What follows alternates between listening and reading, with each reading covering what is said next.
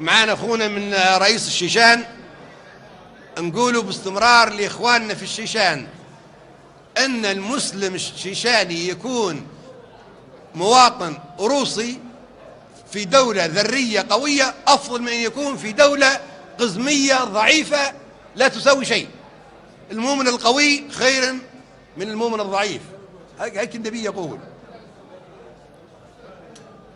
الشيشان لما يكونوا في الاتحاد الروسي يكونوا جزء من دولة نووية قوية. ممكن مسلم من الشيشان يصبح رئيس الاتحاد الروسي.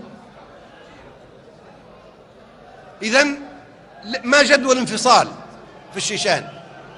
نحن نريد الشيشان أن تكون جزء من الاتحاد الروسي حتى يعيش المسلمين في عزة وفي كبرياء ويكونوا مواطنين في دولة قوية ذرية اللي هي دولة روسيا.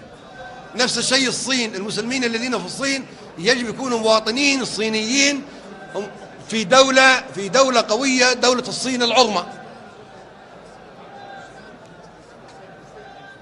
محاولات الانفصال نحن ضدها. هذه بتضعف المسلمين في كل مكان، حتى في الفلبين. لما يكون المسلمين جزء من الفلبين ممكن مسلم يصبح رئيس الفلبين.